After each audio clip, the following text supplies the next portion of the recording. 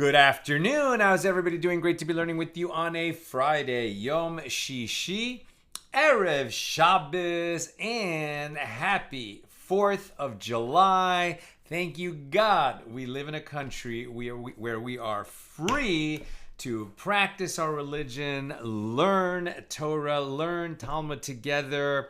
Baruch Hashem. Let's light up the darkness. Who's in the house on a Friday? Bill in Mid-Missouri, Shandor in the Bronx, Melissa in Great Neck, Gordo in Scotland, Nancy in North Carolina, Tom in PA, Gail in Kansas City, Frank in San Pedro, Franco in Trieste, Italy, Alan in New York City, Debbie in New Jersey, where the pool is calling me. Amen. A dip today sounds very nice indeed. Single daf today, so we won't belabor it. We are opening Mishna number 7 at the bottom of page 14b here in Tractate Avoda Zara, the 27th volume of the Talmud. In a place where the residents, right, so we're talking about in a Jewish town where the residents were accustomed to sell small domesticated animals to idolaters, one may sell them. In a place where they were not accustomed to sell them, one may not sell them. But in every place, one may not sell to them large livestock, calves or foals, whether these animals are whole or damaged. The sages prohibited these sales lest a Jew's animal perform labor for the idolater on Shabbos in violation of an explicit Torah prohibition, as explained in the Gemara. So Rabbi Yehuda permits the sale of a damaged animal because it is incapable of performing labor, and Ben Beseira permits the sale of a horse for riding because riding a horse on Shabbos is not prohibited by Torah law. Right, so by Torah law, we can't engage in the 39 categories of labor that were required for building the tabernacle in the wilderness. Riding on a horse is not that kind of labor, but by rabbinic ordinance, we don't ride on a horse on Shabbos. We don't get into a car and drive on Shabbos either, even though you could say that's not a kind of labor. Why that is definitely for another day. We talked a lot about that in Tractate Shabbos. But here, what we're really talking about is why we would or wouldn't sell animals to idolaters. Now, we've already been talking about the problem that they might come to sacrifice that animal to idolatry, and we can't in any way participate in idolatry, nor put a stumbling block before the blind, and no way enable them to commit idolatry, even if we have nothing to do with it as a participant. We don't want to put that stumbling block before the blind, which allows them to commit idolatry, because idolatry is prohibited for all humans, not just for Jews, according to Torah law. Here, it's not going to be so much about whether they're going to perform idolatry with it, but it is about the fact that they will perform other kinds of prohibitions. They will violate other prohibitions if they have that animal, or if you provide that animal to them. One such prohibition is Shabbos, that they'll come to violate Shabbos. A Jew, and now that is not a law in which non-Jews, in which goyim, right, gentiles, the nations other than the Jews, are prohibited to do. Only Jews are obligated to not do labor on Shabbos. Non-Jews don't have that obligation. So if you sell an animal to a non-Jew, then it's his animal. He can do whatever he wants with it. And if he wants to plow his field on Shabbos, that's his business, not my business. Why would the sages prohibit me from selling my ox to this non-Jew? Answer, because if I'm selling my oxen to non-Jews on a regular basis, I might forget and lease my ox to the Gentile, and then he works it on Shabbos. Or I might lend my ox to the non-Jew, and he works it on Shabbos. And then that would violate a Torah law. That's one kind of prohibition. And there is another prohibition that we're concerned about, as you'll hear shortly. Now, the Gemara, the Mishna teaches that one may not sell small domesticated animals to idolaters if it is not the accepted practice. So the Gemara infers that is to say that there is no prohibition involved. Rather, there is a custom, a minhag, not to sell small domesticated animals. Therefore, where the practice is to prohibit the sale, that is what is practiced. And where the practice is to permit the sale, that is what is practiced. And the Gemara raises a contradiction between what we just heard in this Mishnah and another Mishnah on page 22a. One may not, in that Mishnah it says, one may not keep an animal in the inns of the idolaters, right, the hotels, INN, because they are suspected of engaging in bestiality. If so, it should be prohibited in all places to sell animals to the idolaters, as one is thereby placing a stumbling block before the blind. And Rav says, the law of the Mishnah there on page 22a with regard to keeping an animal in the inn of an idolater is contingent on the law of the Mishnah here. Meaning, if it is a place where the sages permitted one to sell animals to idolaters, it must be that the idolaters of that location are not suspected of engaging in bestiality. Therefore, the sages permitted one to leave the animal in seclusion with an idolater in the inn. Conversely, in a place where the sages prohibited one from leaving an animal in seclusion with the idolater at his inn, it must be because the idolaters in that location, in that region, are suspected of engaging in bestiality. They are also prohibited, and therefore the sages also prohibited one from selling animals to the idolaters in that region, right?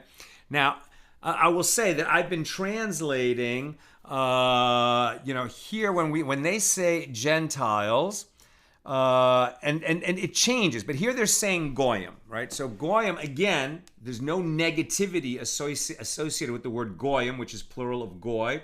Goy really means nation. Already, it's kind of like using one word to stand for another. Goy means nation, and the Jews are also a nation. Israel is a nation. Rome would be a nation. Cush would be a nation. Bavel would be a nation. There's no positive or negative quality associated with. But here, when we're talking about goyim, we just mean non-Jews, right? Non-Jews. Now, I'm often translating that as idolater because in the context where we were talking about, we're concerned that these are idolaters and that they practice idolatry. And basically, at this time in history, either you were a Jew who believed in the one God, or basically you were an idolater, right? So to be a non-Jew, to be among the Goyim, is to be an idolater, and that's why we've been using the terms interchangeably.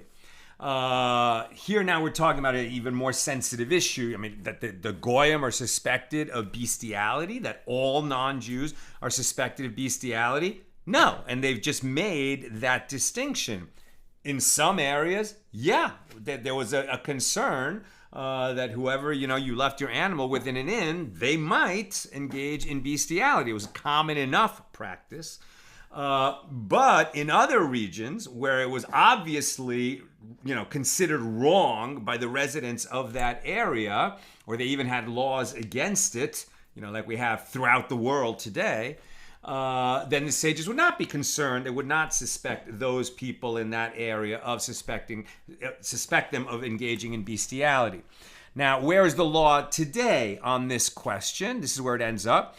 One may not keep an animal in the inns of Gentiles, nor provide any animal to Gentile shepherds because they are suspected of engaging in bestiality, but in places where the Gentiles are not suspected of engaging in bestiality, and certainly where such behavior is penalized, keeping an animal with a Gentile is permitted. And the Meiri asserts, a tremendous commentator in the Jewish tradition, the Meiri asserts that passages such as this one are not applicable to contemporary Gentiles. And this assertion, which he firmly reiterates throughout his voluminous writings, has been endorsed by subsequent sages, including 20th century rabbinic authorities such as Rav Avraham Kook, Rav Yechiel Yaakov Weinberg, and Rav Eliezer Waldenberg. Right? So the general accepted practice is that we don't assume that non-Jews engage in bestiality unless in some particular case there's a reason to think that. But it's extraordinary that in the ancient world, apparently, it was a pretty widespread practice that we had to be concerned about it. And think about it. I mean, the Torah had to come and say, this is absolutely prohibited. Right? God says you can't have sex with animals. Well, why did God need to prohibit that in the Torah? Apparently, it needed to be said to the humans not to do that, right? So, apparently this is one of the kinds of practices that the Canaanite nations were involved in, along with child sacrifice, that caused them, to say, when God brought the Jews in, like, these people are out, their practices are abominable. Okay, let's keep going. So, again, but if there's no reason to suspect that, then these other laws do not apply. Now, page 15a. And Rabbi Elazar says, even in a place where they prohibited leaving an animal in seclusion with the Gentile, it is permitted to sell it to a Gentile. And what is the reason? Once the animal is sold to the Gentile, there is no concern that he will engage in bestiality. Why? Well, this is because a Gentile spares his own animal from bestiality, as he does not want it to become sterile through this practice. By contrast, it is prohibited to leave one's animal in seclusion with a Gentile, as he would have no such compunction with regard to damaging the animal that belongs to another. I mean, these were apparently the kinds of people we're talking about in those regions where they're suspected of bestiality. These are real lowlifes, only engage in bestiality with animals that belong to other people. Woo. Okay? Because that risks damaging the animal, but they wouldn't do that to their own animals. All right. The Gemara notes, and even Rav retracted his opinion, as Rav Tachlifa says that Rav Shela bar Avimi says in the name of Rav, a Gentile spares his animal as he does not want it to become sterile. Now the Mishna taught, but in every place one may not sell to Gentiles large livestock, calves or foals, right? So like oxen, sheep, etc., whether these animals are whole or damaged. So the Gemara explains, what is the reason? And the Gemara explains, granted, we're not concerned about the Gentile engaging in bestiality with the animal, but we are concerned about him putting the animal to work on Shabbos. The Gemara expresses puzzlement and let the Gentile put it to work. Why should one be concerned about this possibility? Since he bought it, he acquires it, and he may put it to work on Shabbos as it no longer belongs to the Jew. And the Gemara answers, selling it is prohibited by rabbinic decree due to the concern of lending and due to the concern of leasing the animal to the Gentile, as in those cases, the animal would be performing work on Shabbos when it is owned by the Jew, right? So you get it? We can't sell these animals because we might make a mistake and come to lend or rent the animal to them, and they work it on Shabbos, and then they would be having an animal that belongs to a Jew. So the Jew is allowing his animal to be worked on Shabbos, and that violates a Torah prohibition, right? When God says in the Torah, you shall keep Shabbos, you, your family, your servants, and the animals within your gates, all of them rest on Shabbos. The Gemara expresses, So the Gemara raises a further difficulty. But during that time period, the act of borrowing the animal causes the Gentile to temporarily acquire it. And likewise, by leasing the animal, he temporarily acquires it. Why then it is a problem? Why is it a problem if the Gentile puts the animal to work on Shabbos? If he has borrowed it or leased it, it's now his animal, so to speak. He has to take care of it. He has to feed it. Isn't it his to use on Shabbos? So rather, Rami, the son of Rav Yeva, said selling is prohibited by rabbinic decree due to the concern with regard to testing. As at times one sells an animal to a Gentile when it is close to sunset of Erev Shabbos, right, like today, late Friday afternoon, and one says to the Gentile, go and test the animal, and it hears the voice of its Jewish owner, and the animal walks because of his command. And it is beneficial to the Jewish seller that the animal should walk, as he wants to demonstrate to the Gentile that the animal is fit for labor. And in this manner, he would be considered one who drives his laden animal on Shabbos. And one who drives his laden animal on Shabbos is liable to bring a sin offering.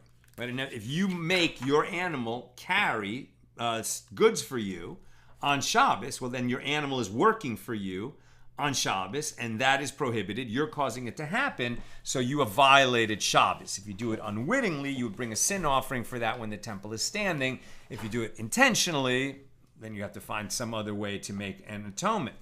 Rav Shesha, the son of Rav Edi, objects to the Gemara's assumption that leasing confers ownership. What are you talking about?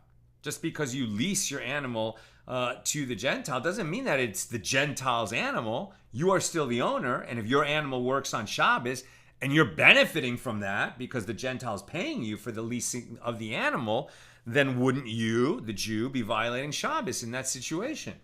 Right, so this is the challenge now. And by leasing an item, does one actually acquire it? But didn't we learn in the Mishna on page 21a, even in a place with regard to which the sages said that it is permitted for a Jew to rent a house to a Gentile, they did not say that one may rent it for use as a residence, because the Gentiles will bring objects of idolatry into it. Again, all Gentiles are kind of equated with idolatry in that period in history. Because the Gentiles will bring objects of idol worship into it. The objection is as follows, and if it enters your mind to say that through leasing one acquires an item or property, then when this Gentile brings the idols into the house, he brings them to his own house. Why then is it prohibited for a Jew to rent a residence to a Gentile? Must be that the Jew still owns the residence and cannot have idols be brought into it. So the Gemara answers, well, idol worship is different, as it is a particularly severe prohibition, and therefore even an item that does not entirely belong to a Jew is treated with great stringency, as it is written, and you shall not bring an abomination into your house, Deuteronomy 7:26, and this house still retains the name of its Jewish owner, since he's the landlord. Rav Yitzchok, the son of Rav Misharshia, also objects to the Gemara's assumption that leasing confers ownership. And by leasing an item, does one actually acquire it? But didn't we learn in a Mishna, terumah 11:9, an Israelite who rented a cow from a priest may feed it vetches of terumah. Now we're distinguishing not between Jews and Gentiles, but between, within the Jewish people, between an Israelite and a Cohen, right? So an Israelite is just a regular Jew, run-of-the-mill Jew. A Cohen is one of the descendants of Aaron, the brother of Moses. They are the priests, right? And there are rights and obligations that priests have that other Jews don't have. Among them is terumah, right? So other Jews have to, when they tithe, when the temple is standing, we're growing produce in the land of Israel, a certain percentage of that is given to the Kohanim, the Cohens, the priests, and another percentage is given to the Levites. And because the Levites and the Kohanim did not receive land along with all the other tribes in the promised land, in the land of Israel. Rather, their portion is the Lord's. They have to do the holy work, and they are compensated by the other tribes by receiving tithes. Now, the tithe that is unique to the Kohanim, to the priest, is terumah. And terumah is like the choicest first 2% of the crop. And it has to be eaten. It has to be eaten by the priest, where both the food is in a state of ritual purity, and the priest himself and his family are in a state of ritual purity, and that is terumah. Only priests and their households can eat terumah, right? So what's going on here? Let's read closely.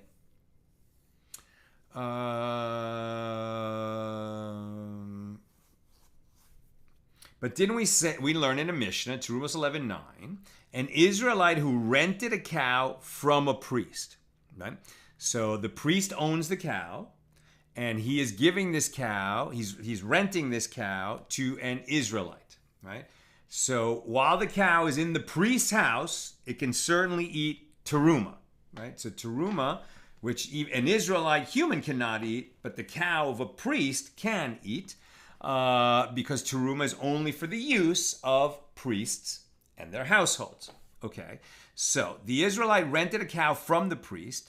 He may feed it vetches of terumah, as the animal belongs to a priest, even though currently it's being rented by the Israelite. So even though it's in the household now, physically, of the Israelite, it's still owned by the priest, and therefore that cow can eat terumah. In this case, vetches of terumah. Vetch is a type of plant that we eat. So, or that's used to feed animals, rather. So the Israelite who rented a cow from the priest may feed vetches of terumah to that cow, as the animal still belongs to a priest. And conversely, a priest who rented a cow from an Israelite, although the responsibility to feed it is incumbent upon him, he may not feed it vetches of terumah, as that cow does not belong to him. Right? Terumah is only for members of his household, and this rented cow does not become a member of the priestly household. Therefore, renting does not create ownership, right? And if renting does not create ownership, then we are concerned that the cow that or the ox, let's say, that belongs to a Jew that's now been rented by a Gentile would come to be worked on Shabbos, because the Gentile is not obligated in Shabbos, and he's got a beast of burden that he's rented. He might well want to use it on Shabbos.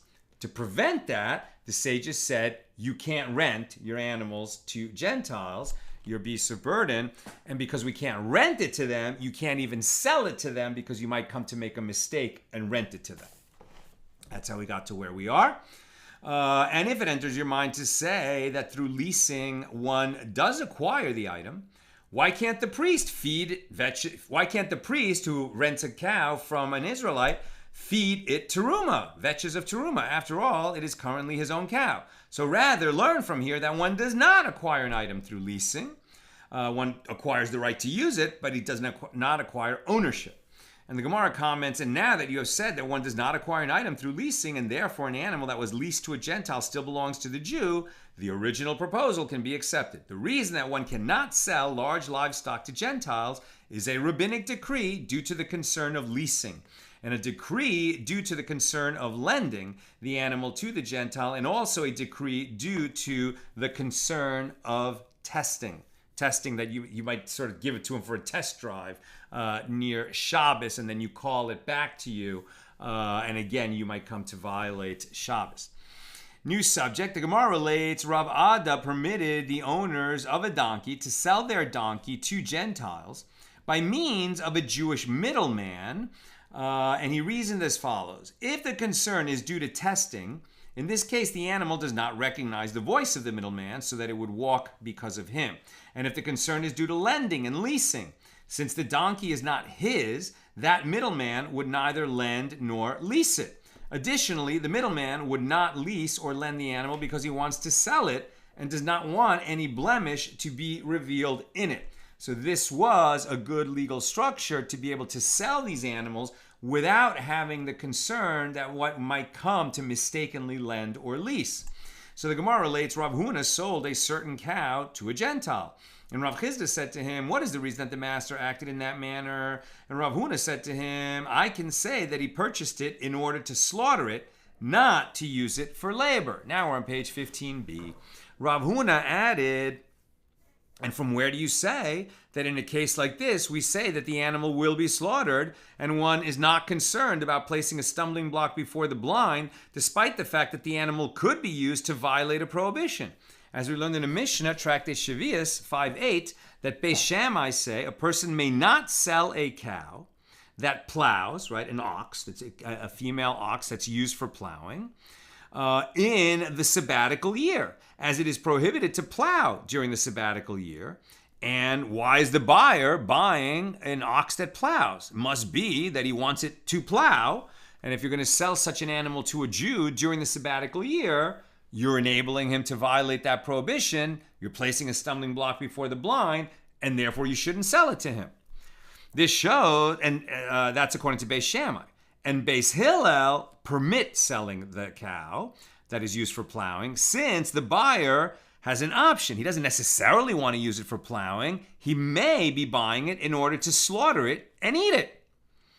And this shows that according to Beis Hillel, whose opinion is accepted as the law, one may assume that an animal will be used for a permitted purpose rather than for a prohibited action. So even though it is a Shemitah year, let's say, a year where plowing is prohibited in the land of Israel, right, when the temple is standing, etc., and so no one is allowed to plow. Now you have there's a fellow Jew who is not very religious. And you've heard that maybe this guy would actually go out and plow during the sabbatical year and violate this very important and strict Torah law. So therefore, you might think, well, I don't want to sell my cow to him, even though he's offering me good money for it, because he might come to violate the Torah law. On the other hand, it might also be that this guy, who may or may not have plowed in the past, but he does have a butchery on his property. And and what he's saying, or maybe what he's indicating, is that no, the reason he wants the cow is because, there's a party happening up the street. Rich guy up the street is going to have 100 guests. And so this guy wants to be the meat provider for that party. So he wants to buy your cow. He wants to slaughter it in a kosher manner, butcher it up, and then, sell and barbecue the meat for the rich guy up the street. So there's two possibilities. One is prohibited and one is permitted. Given that there are two possibilities, Beis Hillel say, then you can assume the best about this guy, that he's not coming here to violate a Torah law, rather that he wants your cow for a permitted reason, and so you can sell it to him. Rabbah said, are these matters comparable? There, with regard to the sabbatical year, a person is not commanded to let his animal rest during the sabbatical year, as there is no prohibition against his animal performing labor. It's not that the Shemitah year means you cannot use an animal for work. Like, you could use it to pull a wagon when you're moving somebody's furniture from one house to another. As long as it's not Shabbos, the animal can work during that year. It's just that the land cannot be planted, plowed, harvested, etc. We let the land lie fallow. So this is a different idea than where we're really concerned about labor being done on Shabbos. The fact that we don't want land plowed in the Shemitah year leaves open other possibilities. Therefore, there is no reason to decree that the sale is prohibited, lest he lend, lease, or test the animal. As for the concern that he is misleading the buyer and encouraging him to sin, he may rely on the fact that the buyer probably intends to slaughter the animal rather than plow with it during the Shemitah year. But here, with regard to selling an animal to a Gentile, a person is commanded to let his animal rest on Shabbos, and Shabbos comes every 7 days, and therefore the sages decreed that the sale is prohibited in case he comes to lend, lease, or test the animal with the Gentile. So Abaye said to Rabbah, and does this mean that wherever a person is commanded to allow his possessions to rest, it is prohibited to sell an item to one who might use the item to perform labor, even if he might also have an innocent purpose? But there is the case of a field, as a person is commanded to let his field rest during the sabbatical year, as we just said. And yet we have learned in a Baraisa that Beis Shammai say a person may not sell a plowed field during the sabbatical year, as it is presumed that the buyer will sow it and plant it and use it, violating the laws against letting the land rest during the sabbatical year. But Beis Hillel say you may make this sale. You may sell it to him, since the buyer could also let the land lie fallow during the sabbatical year. You don't know that he's going to violate the laws of the sabbatical year. Maybe he just wants to buy the land now because it's not in use and he can get a better price. He happens to have money when other people don't. You can't assume that he's going to go then and plant on it and violate Torah law. And since there's a possibility that he won't violate Torah law, it should be permitted to sell him this field even during the sabbatical year. And that is the halacha, because we follow Beis Hillel. So in this case, although one is commanded to let his field rest during the sabbatical year, he may still sell it under the assumption that the buyer will use the field in a permitted manner. Only if you know for a fact that the buyer will use it for a prohibited manner, apparently, is it prohibited to sell it to him.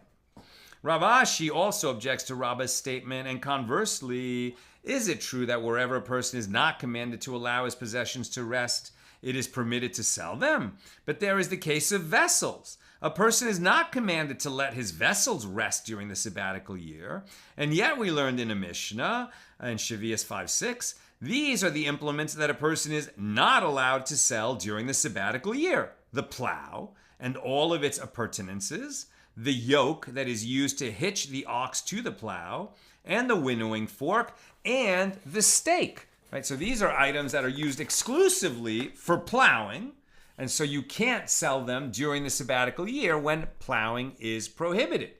But why? Can't we assume that the person who's buying them will also allow them to rest during the sabbatical year, but he'd rather just make the purchase now? So rather, Rav Ashi said anywhere that it is possible to assign an innocent motive, one assigns such a motive. And this applies even though one is commanded to allow the item to rest. But anywhere that it is not possible to assign an innocent motive, one does not assign an innocent motive, even though one is not commanded to allow the item to rest. So that's a good general principle. We give people the benefit of the doubt. We don't assume that they are evil, that we don't assume that they are wicked. We don't assume that they are sinners. We don't assume that they're violating Torah laws. We don't assume that they're violating rabbinic decrees. Unless we know they're going to do that, we're going to give them the benefit of the doubt and assign an innocent motive when they want to come and purchase something from us. The case of selling an animal to a goy is different, because this is nothing, he's not doing anything wrong. The goy is permitted to work on Shabbos, to plant on Shabbos, to do any of the labors that are prohibited for Jews to do on Shabbos. The goy is permitted to do that. He's not doing anything wrong. But that's why we don't want to have our animal, in his care on Shabbos, where he will come to work our animal. And since that might happen, the sages decreed on top of that as a fence around the Torah that we can't sell the animal to them either. The Gemara relates, Rabbah sold a certain donkey to a Jew who was suspected of selling large livestock to a Gentile. So Abaye said to Rabbah, what is the reason the master acted in this manner? And Rabbah said to him, I sold the donkey to a Jew. I didn't sell it to a Gentile. Abaye said to him, yeah, but he will go and sell it to a Gentile. And Rabbah responded, is the only possibility that he will sell to a Gentile and he will not sell it to a Jew? Since there's no reason to assume that he will sell specifically to a Gentile rather than to a Jew, there is no problem in selling to him. We don't make a fence around the Torah. Abaye raised an objection to Rabbah's opinion from a Baraisa. In a place where the people are accustomed to sell small livestock to Samaritans, one may sell the animals to them. In a place where the people were not accustomed to sell them, one may not sell the animals to them. And what is the reason that the sale of small livestock to Samaritans is prohibited? If we say that it is because the Samaritans are suspected of engaging in bestiality, are they suspected of this practice? But isn't it taught in a Baraisa, one may not keep an animal in the inns of Gentiles? Male animals may not be placed with men as they are suspected of engaging in bestiality, and female animals may not be left with women, despite the fact that there is no concern that they may engage in bestiality. And needless to say, it is prohibited to leave female animals with men and male animals with women because we are concerned about bestiality. And that Baraisa continues, and one may not entrust an animal to a Gentile shepherd, and one may not seclude oneself with Gentiles due to the danger that this entails. Not of bestiality, but that the Gentiles, in those regions where this concern was, more than valid, is violence. The concern here is violence, right? That the Gentiles might kill the Jews. And one may not entrust a child to them to teach him how to read books or to teach him a craft. But one may keep an animal in the inns of Samaritans, as they are not suspected of violating a Torah prohibition with engaging in bestiality. Male animals may be placed with women, and female animals may be left with men. And needless to say, it is permitted to leave male animals with men and female animals with women because we're not concerned about Samaritans committing bestiality. And that Baraisa concludes, and one may entrust an animal to a Samaritan shepherd, and one may seclude oneself with Samaritans, and one may entrust a child to them to teach him how to read books and to teach him a craft. And so the Gemara infers from that Baraisa, so evidently Samaritans are different than the other Gentiles. They are not suspected of engaging in bestiality, and yet livestock may not be sold to them. Why? Because they are suspected of selling it to Gentiles. The Samaritans didn't violate Shabbos either. Remember, the Samaritans were these people who were brought in after the Assyrian conquest of the northern kingdom of Israel, and the 10 tribes were exiled of the northern kingdom, and then they were replaced by these other people that were brought in, who then suffered danger because it seemed like the wild animals of Israel were attacking them because they were living in Israel and not keeping Torah law. And so they did a kind of conversion to Judaism. But the sages debate in many places in the Talmud whether that conversion to Judaism was sincere. And we also see that the Samaritans tended to, obey the written Torah laws, but not so much the oral tradition transmitted by the sages.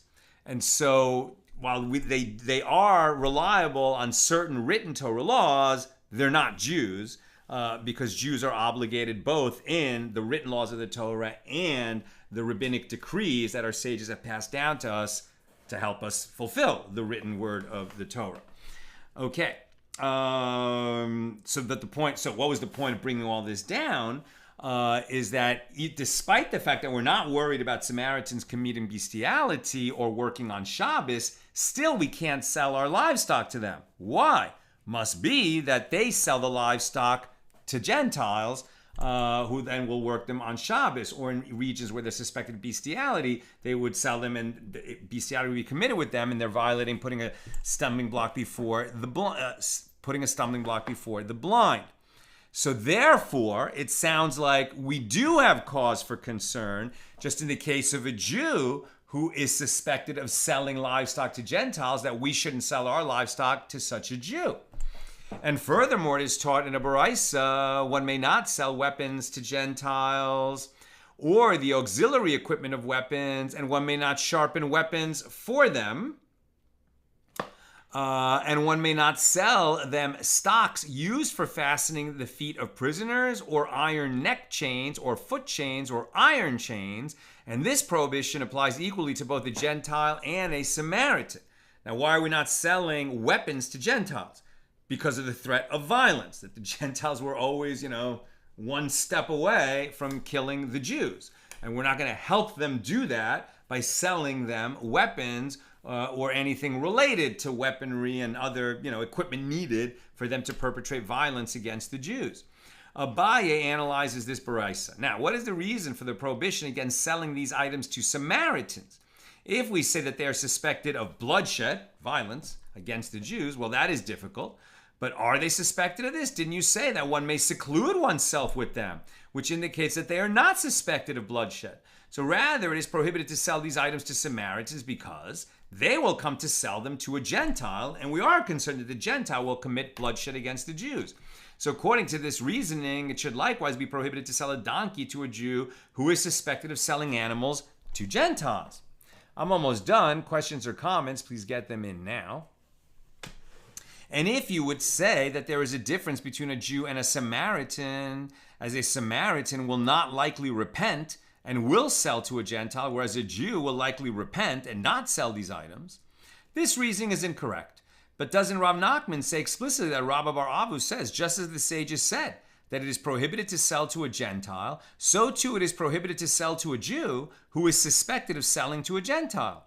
And when Rabba heard this and realized that Abaye was correct, he ran 3 parsangs after the buyer who purchased his donkey to revoke the sale, as the Jew was suspected of selling to Gentiles. And some say that he ran 1 parsang through sand, but he did not succeed in overtaking him. Apropos the baraisa that discusses the prohibition against selling weapons, the Gemara relates that Rav Dimi bar Abba says, just as it is prohibited to sell to a Gentile, it is prohibited to sell to an armed bandit who is a Jew. And the Gemara clarifies, what are the circumstances of this prohibition? If the thief is suspected of killing, isn't it obvious that it is prohibited? After all, he is the same as a Gentile if he goes around killing Jews. Provided a Jew who might kill with weapons is no different from giving a weapon. Providing a Jew who might kill with weapons is no different than giving a weapon to a Gentile, as in both cases, one violates the prohibition, do not place a stumbling block before the blind. Interesting. I would have thought that what we're concerned about is the policy of arming our enemies to hurt us. But what they're actually saying is that bloodshed is prohibited for all people, not just Jews, right? That's like idolatry, and rape, for example. All humans are prohibited from doing those things, including non-Jews, right? They are all bound. All humans are bound to the Noahide commandments, and one of those commandments is do not murder. Right? So since all people are obligated in do not murder, we cannot in any way enable or assist, forget being an accomplice, but you can't even sell them the weapon that they might then go and use to commit murder somewhere else. It's not even to protect ourselves. It's don't put a stumbling block before the blind. So I misinterpreted that before.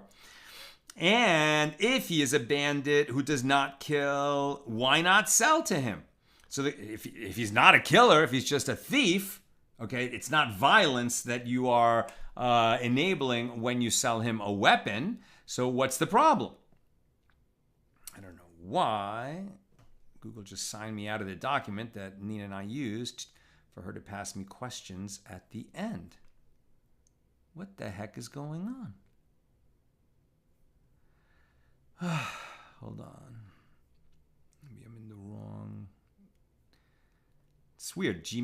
Google just signed me out and now signed me back in. Okay. And if he is a bandit who does not kill, why does he not sell to him? And the Gemara answers, actually, Rav Dimi bar Abba is referring to a bandit who does not kill. And here we are dealing with a bandit who steals. Why are we concerned about him having weapons? as sometimes he makes use of his weapon to save himself when he is caught. Consequently, it is prohibited to sell him weapons in case he kills with them in self-defense in a situation that he got himself into by being a bandit, right? By being a burglar, by being a thief.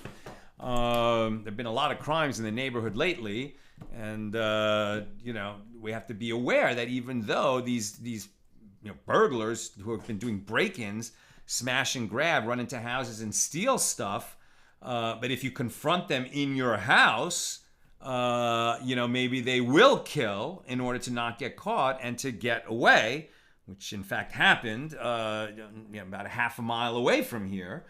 People broke into an old man's house, and he came home and they killed him. They stabbed him, I think, with a knife from his kitchen, and he ended up dying. So really, folks, there's a lot of crime these days. Be very mindful, be very aware, lock your doors, always be situationally aware, be on the lookout, and have a plan in case, God forbid, you find an intruder in your house. Okay, questions on Avoda Zara 15. Sharon, the issues with a car are not the same as a horse. Starting a car involves combustion, which is kindling, which is specifically prohibited, right, by Torah law. Starting a car involves combustion, and even electric cars need an action of a switch to start, and neither apply to a horse. Yes. And yet, our sages don't allow us to ride a horse, right? We are not allowed to ride the horse on Shabbos. Different issues, different reasoning, but still prohibited. Tom, if you are not a Kohen, but are visiting the household of a priest, they have to feed you non-terumah food. I think so. That's a great question. I'm pretty sure, yeah. I think only members of their household, and just the fact that you're visiting doesn't make you a member of the household. As far as I know, this is such a good question. I feel like I need to look this up. But I'm pretty sure that no, for the same reason that we just learned here. If he's renting the cow of a non-Jew, and it's in his house with more of a right to be there than just being a guest, he's actually paying for that privilege, and still he can't feed terumah to it, then the fact that you're there as a guest, even though it's a benefit to him that he can feed you terumah, sounds like he probably cannot feed you terumah. Sharon, thinking in our modern times, can a person be religiously restricted with listing a home as an Airbnb? You mean because a non-Jew will come and in your house do stuff that is prohibited on Shabbos? Great question. Great question. I'm sure there are religious Jews that own property that is rented out to non-religious Jews. I'm 99.99% sure that happens. So there must be some kind of an explanation for that, a legal device that makes it possible. I'm not sure what it is. It's beyond the scope of today's class. But again, great question. Debbie, it seems as though Shammai believed in the worst of people, while Hillel, unless he knows otherwise, assumes the best. They were talking about Beis Hillel and Beis Shammai. So yeah, the followers of Hillel and the followers of Shammai. Shammai tends to be more just strict according to the letter of the law, and Hillel tends to be more lenient. In these cases, your analysis definitely works, right? That Hillel, does seem to, give people the benefit of the doubt and not assign anything but an innocent motive, and Shammai not. But we should recall that it was Shammai who is credited in Pirkei Avos with saying, greet every person with a smile.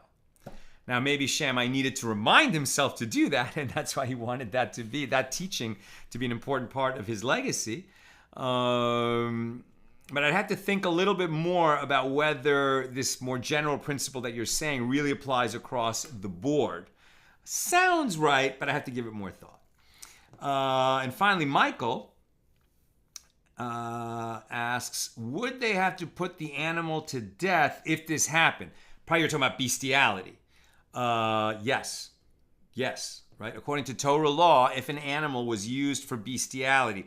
Now, I think what you're saying is if a Jew commits bestiality, the Torah says that's a death penalty offense, right? So if he's warned, hey, if you do that with an animal, you're going to be subject to a death penalty, and then he does it, and the witnesses see him do it after the warning was given, and very shortly after the warning was given, etc., then the death penalty could conceivably apply to that. And then the animal would also have to be killed.